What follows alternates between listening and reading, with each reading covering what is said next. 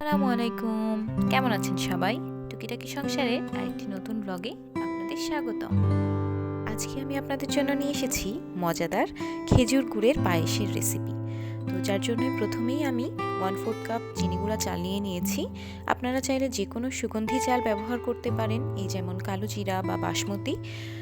আমার কাছে এটা ছিল, তো আমি এটাই ব্যবহার করেছি।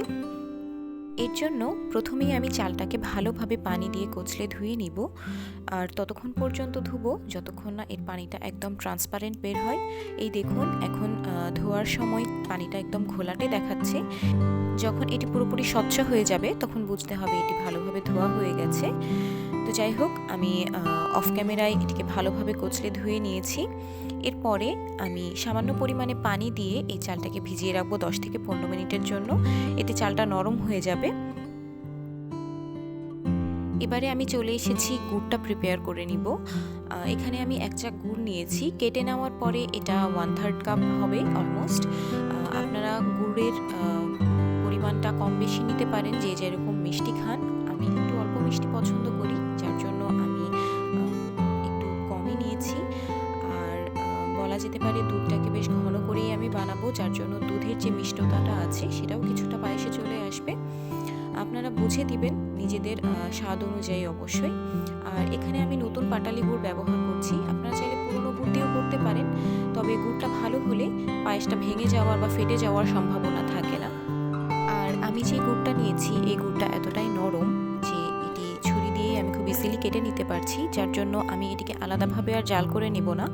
যদি আপনাদের কারো গুড় শক্ত হয়ে থাকে সেক্ষেত্রে গুড়টাকে ছোটো ছোটো করে টুকরো করে নিয়ে সামান্য একটু পানি দিয়ে আগে জ্বালিয়ে ঠান্ডা করে রেখে দিবেন। আমি সেই প্রসিডিউরটা করছি না, আমি শুধু ছোটো ছোটো করে পিস করে কেটে নিয়ে এটাই আমি ডিরেক্ট পায়েসে ব্যবহার করব। তো যাই হোক, কথা বলতে বলতে আমার গুড়টা প্রায় অলমোস্ট কাটা হয়েই এসেছে। আর এই ফাঁকে যারা আমার চ্যানেলটি সাবস্ক্রাইব করেননি এখনও, তারা সাবস্ক্রাইব করে বেল বাটনে একটি ক্লিক করে দিবেন। এতে করে আমি যে কোনো ভিডিও দিলে আপনাদের কাছে দ্রুত নোটিফিকেশান চলে যাবে। আর যদি আজকের ব্লগটি ভালো লেগে থাকে তো একটি লাইক এবং কমেন্ট করে আমার ব্লগের সাথেই থাকবেন। এবারে যে চালটি ভিজিয়ে রেখেছিলাম ভালোভাবে এটির পানি ঝরিয়ে নিয়ে আমি হাত দিয়ে একটু কচলে নিচ্ছি, যেন চালটা একদম আধা ভাঙা টাইপের হয়ে যায়। আর এরপর চুলায় একটি পাতিল বসিয়ে দিয়ে আমি এতে প্রায় 1 লিটার সমান দুধ নিয়ে নিচ্ছি। আমি এখানে আড়ংয়ের যে প্যাকেট দুধগুলো হয় সেটা ব্যবহার করেছি। আপনারা চাইলে যে কোনো পাউডার দুধ দিয়েও করতে পারেন, অথবা যে কোনো ধরনের লিকুইড দুধ দিয়েও করতে পারেন। আমি এখানে 1 লিটার নিয়েছি। দুধটা ভালোভাবে বলক চলে আসা পর্যন্ত অপেক্ষা করব, আর মাঝে মাঝে নেড়ে দিতে হবে যেন তলায় ধরে না যায়। যখন একটু বলক চলে আসার মতো হবে তখন আমি এতে যোগ করে দিচ্ছি 4টা এলাচ। যদি চিনির পায়েস হয় সেক্ষেত্রে আমরা দারচিনি অথবা তেজপাতা এই ধরনের মশলাগুলোও ব্যবহার করি, কিন্তু খেজুর গুড়ের পায়েসে একটা নিজস্ব স্মেল থাকে, যার জন্য আমি এখানে আর অন্য কোনো মশলা ব্যবহার করছি না, শুধু এলাচটাই ব্যবহার করছি। আর এই যে দেখুন, বলক চলে এসেছে। এখন আমি এতে চালগুলো যোগ করে দিচ্ছি।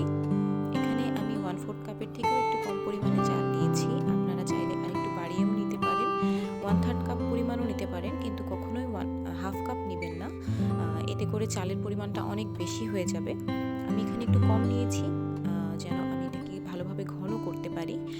আর এই যে চালগুলো দেওয়ার পরে মাঝারি আঁচে আমি এভাবেই 15 থেকে 20 মিনিট চালগুলোকে ভালোভাবে সেদ্ধ করে নিব, এবং অপেক্ষা করব চালগুলো একেবারে গলে যাবে, গলে মিশে যাবে এরকম পর্যায় পর্যন্ত। দেখুন পরিমাণে ঘন হয়ে এসেছে এবং চালটাও একেবারেই সেদ্ধ হয়ে গেছে। এ পর্যায়ে চালটাকে সময় নিয়ে আস্তে আস্তে ভালোভাবে সেদ্ধ করে নিতে হবে। তার কারণ যখন আমরা গুড় যোগ করবো, এটাতে গুড় যোগ করার পরে চালটা সামান্য একটু শক্ত হয়ে যায়। তো যদি এ পর্যায়ে ভালোভাবে সেদ্ধ করে না নেওয়া হয় সেক্ষেত্রে তখন দানা দানা লাগবে খেতে।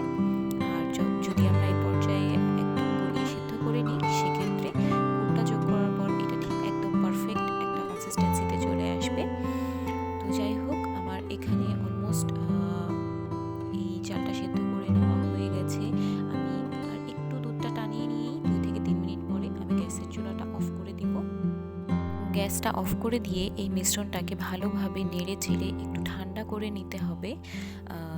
একদম ফুটন্ত দুধের ভেতরে আমি গুড়টা যোগ করব না, এতে দুধ কেটে যাওয়ার সম্ভাবনা থাকে, যার জন্য ভালোভাবে নেড়ে চেড়ে আমি আগে এটাকে একটু ঠান্ডা করে নিচ্ছি। একেবারে ঠান্ডা করা যাবে না, একটু গরম গরম থাকতেই গুড়টাকে মিক্স করতে হবে, না হয় গুড়টা গলবে না।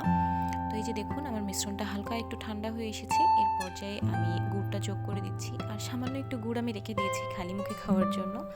আর এই যে দেখুন গুড়টা দেওয়ার পরে আস্তে আস্তে ভালোভাবে নেড়ে চেড়ে এই গুড়টাকে আগে আমি মিশিয়ে নিব। দেখুন গুড়টা কি সুন্দর গলে যাচ্ছে এবং এর সুন্দর একটা কালার চলে আসছে। গুড়টা মেশানোর পরে দেখবেন মিশ্রণটি আগের থেকে একটু পাতলা দেখাচ্ছে, এতে চিন্তার কোনো কিছু নেই।